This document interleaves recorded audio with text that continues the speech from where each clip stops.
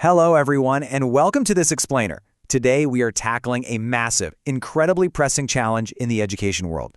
We're going to look specifically at how we can ensure alternatively certified educators, especially those jumping into career and technical education, or CTE, and agricultural education, actually succeed and truly thrive in the classroom. Now, if you're an administrator, a policymaker, or an educational leader, you already know the struggle of keeping these vital programs staffed. But here's the thing. Hiring someone straight out of the industry is really only step one. Today, we're going to build a roadmap to actually support them.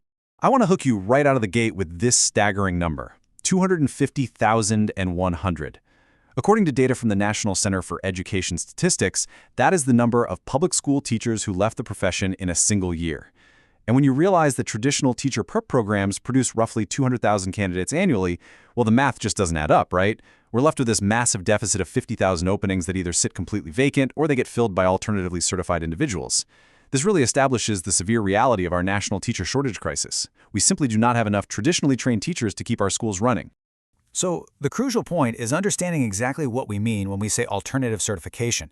In our context today, it simply means entering the teaching profession through literally any pathway other than a traditional university-based education program. We're talking about emergency certifications, temporary ones, and work-based programs. It's a necessary, really unavoidable response to those mounting educational vacancies we just talked about.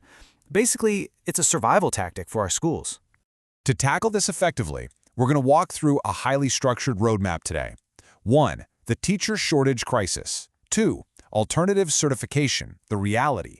3. The pedagogical knowledge gap. 4. Roadmap professional development steps. And 5. Mentoring and building community.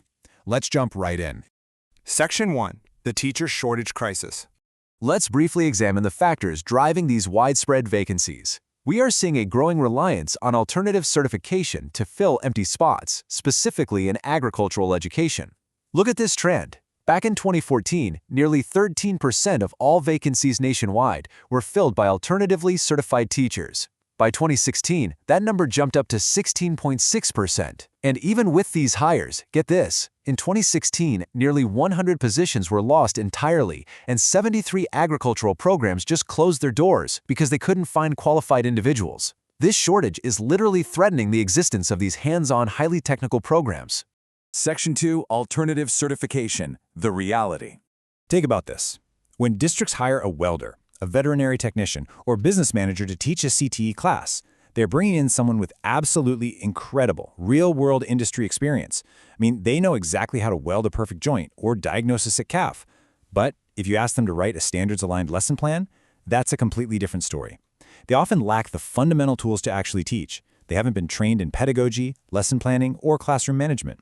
And to make matters even more complicated, across the nation there are over 130 different alternative certification pathways, and they're wildly inconsistent. Some require extensive coursework, while others require almost none at all. Section 3. The pedagogical knowledge gap. So, what exactly are these industry professionals missing when they step in front of a whiteboard for the very first time? Well, the research highlights a major roadblock, and it's summed up perfectly right here. Alternatively certified agriculture teachers don't know what they don't know. Because these teachers bypass traditional university programs, they often struggle with the absolute basics. We're talking student discipline, integrating basic literacy and numeracy skills into their lessons, and just general classroom organization. And here's why this is absolutely crucial. You can't just hand them a catalog of professional development courses and say, hey, pick what you need. They don't have the foundational knowledge of the teaching profession to even identify their own blind spots. Administrators and state leaders have to step in and guide them. Section 4. Roadmap, professional development steps. Okay, let's dive into this, because this is where we move from just identifying the problem to actually engineering the solution. We need an actionable, structured roadmap. Institutional leaders and state staff need a macro-level journey to follow. We can't just passively watch these new teachers struggle and burn out. We've got to proactively support them. Step 1 is developing consistent, statewide requirements for alternative routes so quality isn't just a coin toss. Step 2 is designing highly targeted professional development, or PD, specifically for these individuals, so not just dumping them into generic new teacher orientations. And Step 3 is implementing rigorous mentoring. Let's break down Step 2. When you're designing targeted PD for these industry professionals, these are the exact actionable topics you've got to cover. First, they need intensive training on lesson planning and aligning their industry skills to state educational standards. They also need really specific strategies for classroom and laboratory management. I mean, managing 30 kids in a regular classroom is hard enough, right?